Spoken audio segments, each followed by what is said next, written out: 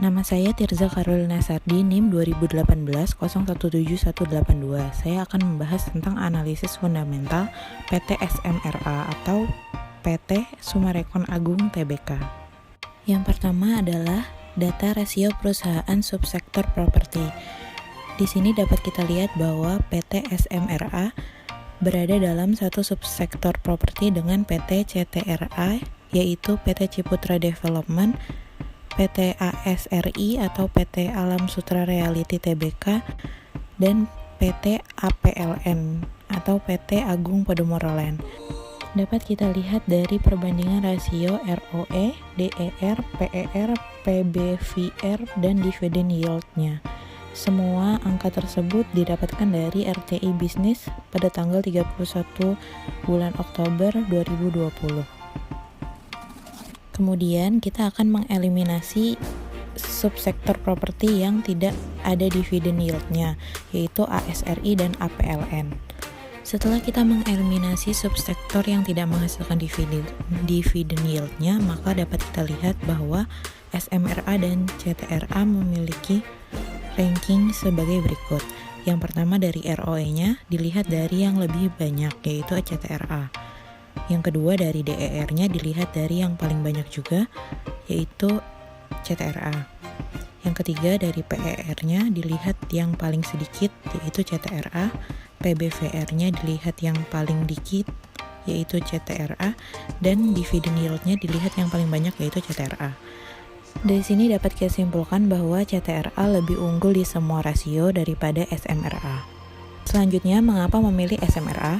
SMRA memiliki produk yang menjanjikan dan berkualitas. Selain itu, penempatan lokasi yang strategis sehingga menarik perhatian.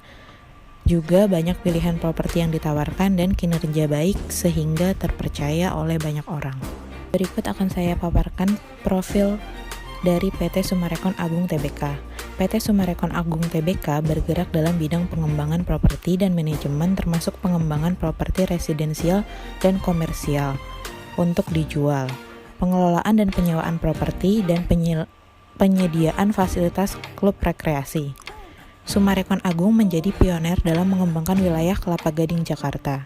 Summarecon Agung didirikan oleh Sucipto Nagaria. Perusahaan ini mengembangkan sayapnya menjangkau wilayah Serpong, Tangerang, dan proyek Summarecon Serpong, Bekasi, dan Summarecon Bekasi, Bandung, dan Summarecon Bandung. Selanjutnya ada perjalanan PT Summarecon Agung Tbk. Berdiri pada tanggal 26 November 1975 dan mulai mengembangkan kawasan Kelapa Gading pada September 1976 dengan nama Kelapa Gading Permai. Perlahan tapi pasti, pengembangan perumahan diikuti oleh area ekonomi. Summarecon Agung juga mendirikan ruko di sepanjang jalan Boulevard Kelapa Gading. Pada tahun 1991, Summarecon mulai mengembangkan daerah Gading Serpong bersama grup Batik Keris. Pada tahun 1984, Klub Kelapa Gading, dahulu Kelapa Gading Sport Club, yang merupakan klub olahraga atau sport club yang terlengkap dalam dan terbesar di Indonesia, diresmikan. Pada tahun 1987, Summarecon membangun kompleks perumahan eksklusif di Bukit Gading Villa. PT Summarecon Agung mencatatkan sahamnya di BEJ dan BES pada 7 Mei 1990. Sementara itu, pada tahun 1990, Summarecon mulai membangun Plaza Kelapa Gading yang menjadi cikal bakal Mall Kelapa Gading. Pada tahun 1991, Summarecon membangun apartemen pertamanya, yaitu Summerville Apartemen beserta Gading Food City pada tahun 1992.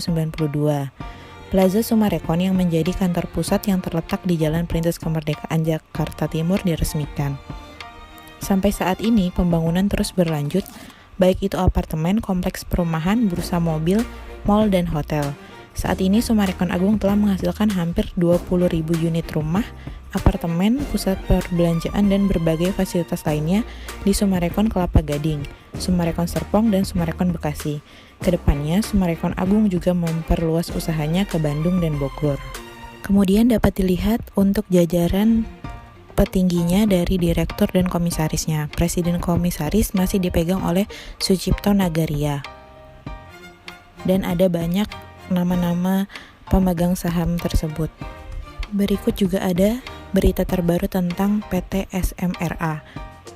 Di sini terdapat berita tentang marketing sales Summarecon Agung baru tercapai 19% di kuartal 1 2020. Jadi dari kuartal 1 saja sudah tercapai 19% untuk marketing salesnya. Kemudian dapat dilihat dari laporan finansialnya yang didapat dari RTI Bisnis.